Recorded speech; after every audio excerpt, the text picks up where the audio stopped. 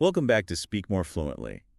Have you ever felt like your opinion, even a really good one, just didn't quite land right? Oh, definitely. Or maybe you wanted to jump in, share your thoughts, but you weren't quite sure how to do it smoothly, especially, in English. Yeah, that's a common hurdle. Well, today we're doing a deep dive into exactly that. The secrets, maybe, of expressing yourself thoughtfully with real impact. It's worth sticking around for because getting this right, it's huge. Totally. It's not just about sounding more polished, though. That's great. Yeah. But it really helps you connect better, make sure you're actually heard and well respected. It's fascinating, isn't it? You can have all the words, but sometimes it's the way you put them together. That's what makes the difference between, say, being understood and maybe accidentally causing a bit of friction. Absolutely. I mean, think about those times you tried to be direct, just clear, right? But it came across a bit, I don't know, blunt. We've all done it. Yeah, I know I have. And it makes you realize there's a real art to it. Sharing what you think honestly, but also considerately. Yeah. Especially navigating different communication styles. Exactly. And in many English-speaking situations, there's definitely an appreciation for, let's call it a softer touch. A softer touch. Okay. Yeah, it's not about watering down your message or anything, not at all. It's more about presenting it in a way that invites conversation, shows you respect other views. Okay, so how do we actually do that? How do we get that softer touch? What are some practical things we can use? Well, one really key technique is something called hedging. Hedging, like a garden hedge. Sort of. It's about adding a little flexibility or uncertainty to your statements, making them less absolute. So instead of saying something like it's a hard fact, you kind of signal, hey, there might be other ways to look at this. Interesting. So how does that actually work? What words are we talking about? Okay, so modal verbs are brilliant for this. Think might, could, would. So instead of saying remote work will improve productivity, which sounds very definite. Yeah, quite strong. You could say remote work could improve productivity or might. See the difference? It opens things up. Yeah, it does. It sounds less like you're laying down the law and more like you're suggesting something. Exactly. It keeps the conversation flowing. Yeah. Then you've got adverbs, too. Like? Things like perhaps, possibly, somewhat. You can sprinkle those in. Okay. And introductory phrases are great, too. They signal it's your perspective. Like, it seems to me, or in my view. So starting with, it seems to me that, instead of just stating it flat out. Precisely. It seems to me that this approach is better, just feels, less absolute, more conversational than just this approach is better. So it's kind of like you're gently inviting other people to share their thoughts, too. Yeah. Makes it more collaborative. That's exactly it. Fostering that inclusive feel, less confrontational. And related to that, we have what you might call softener words or politeness markers. Okay, softener words. Tell me more. These are little words or phrases that just smooth the edges, especially if you're about to say something potentially tricky or, maybe negative. Gotcha. Examples? Well, think about, unfortunately, instead of just a blunt, I can't make the meeting. Which can sound a bit abrupt. Right. You could say, unfortunately, the meeting time conflicts with my schedule. It just softens the blow a little. Or maybe a phrase like, it appears that, when you're talking about something that isn't quite certain yet. So it appears that our sales have plateaued instead of our sales have definitely plateaued. Exactly. It acknowledges it's an observation, maybe not the final word. Another useful one is at the moment. How would you use that? At the moment, I'm leaning toward option B.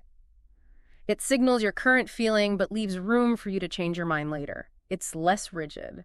I see the difference. It feels like you're preparing the listener almost. Yeah. Making the information, whatever it is, a bit easier to take on board. It's considerate. That's a great way to put it, considerate. And a massive part of being considerate is showing you've actually heard the other person before you jump in with your own point. Oh, that's huge, isn't it? It's so easy to just wait for your turn to talk and forget to really acknowledge what was just said. Very easy. So what are some good phrases for that? For signaling, I heard you. Simple ones work wonders. I understand your point, however, or while I see where you're coming from, I feel that. They do two things.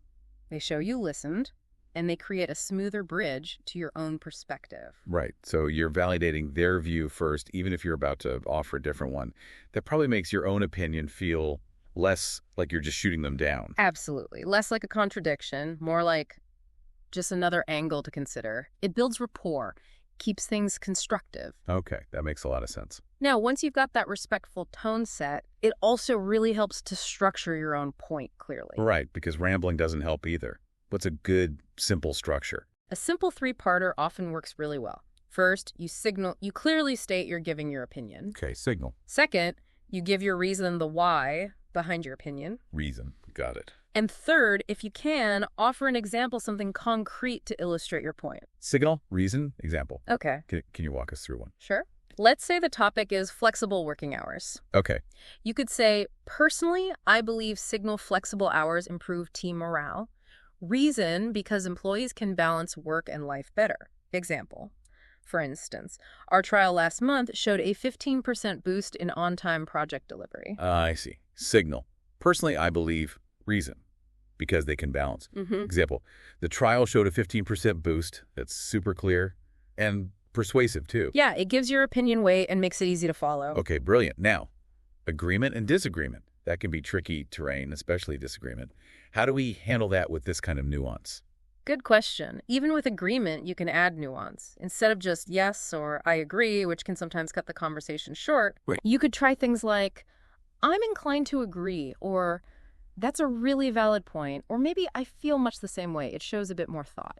Okay. Nice alternatives. And the big one, disagreement.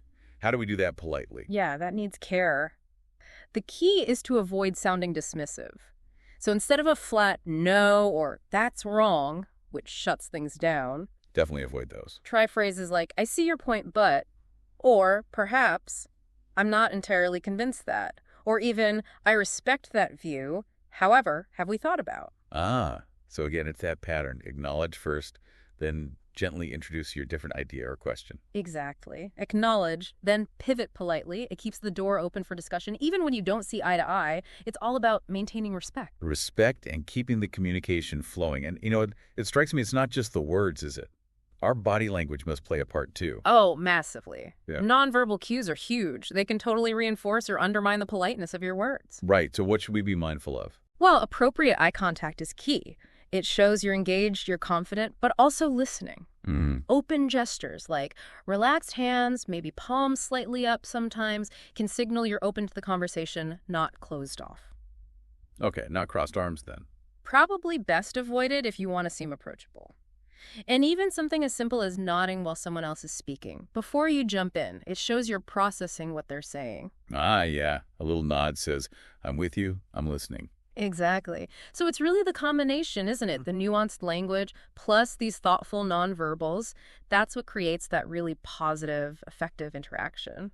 This has been so useful. It's really clear that, speaking fluently isn't just about grammar and vocab. It's also about understanding these subtleties of communication, how to share what you think with grace and clarity. It truly is. And the great thing is, these are skills you can consciously practice. By trying to incorporate these strategies, even just one or two to start, you really can enhance your spoken English. And build those stronger connections. Feel more confident stepping into conversations. Absolutely. More confidence, better relationships, clearer communication. It's a win-win-win. So for everyone listening, as you go into your next English conversations, maybe just pay a little more attention to these things. Think about how softening a statement here, acknowledging a perspective there, or structuring your point clearly could make a difference. How it can help make sure your voice is heard just the way you intend it to be. Yeah, give it a try. And here's something to think about. What's maybe one small change, just one tiny adjustment you could make starting today to add a bit more of this nuance to how you express yourself in English?